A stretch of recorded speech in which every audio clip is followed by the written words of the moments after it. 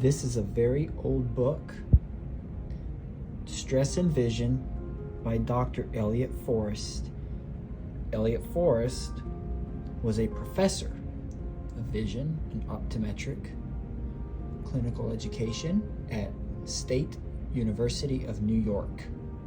He did important work on astigmatism and how it can change, and he talks about that in his book some. But this is really a book written about reconciling observations written on by the Optometric Extension Program, one of the oldest optometric organizations around. It's not the oldest. I think it's maybe the third oldest. The oldest is the Virginia Academy of Optometry, and then the American Optometric Association. But the OEP still publishes this book. This is an old copy, and it's what we have in our clinic library.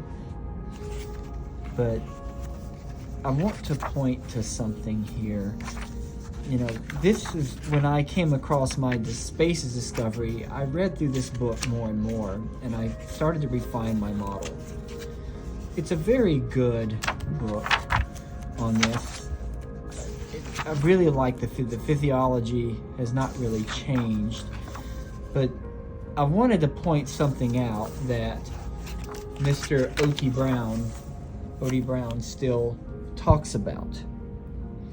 And I do agree with him when it comes to the public. The public does not want certain things. Like it's not a very popular opinion. It doesn't market well.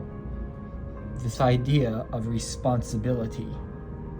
You're going to change your vision. This is what you have to do.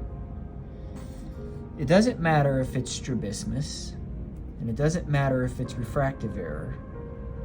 It doesn't matter if you're trying to get a six-pack. An important first step is to realize that everyone bears responsibility for the direction of his or her life has taken and the adaptive outcomes that have come about. Each life is an individual act of creation, a work of art. Realize that the way a situation is perceived and reacted to is based upon a choice that was made. The situation itself is neutral. Beliefs are not. Beliefs have tremendous power. Beliefs do not come out of thin air. They are selected, chosen, and accepted. Since an inner voice may say otherwise, it is beneficial to keep repeating this thought. In time, it will begin to appear more reasonable. Keep telling yourself that your problem, visual or otherwise, is a reflection of your attitudes, emotions, and behavior in that order. It did not simply happen by chance or inheritance. A negative approach or passive acceptance of the condition only reinforces the feeling of being a victim and of being vulnerable. Instead, reassure yourself that the condition is due to basic attitudes and beliefs, and of these can be changed.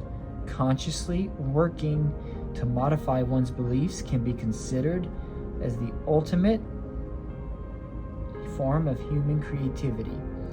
Tell yourself that the beliefs that you want to change are not true, and that they are simply beliefs organized by the ego to sustain the feeling of self.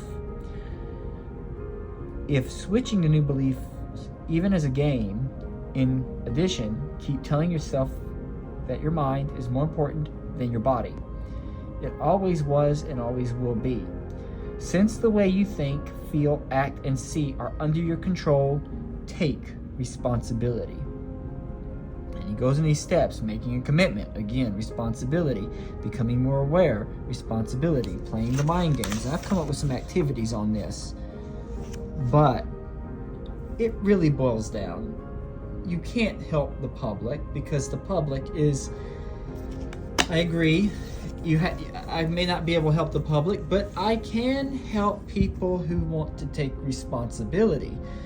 And if you're not someone who's going to take responsibility for your vision, then Mr. Brown is right. I cannot help you.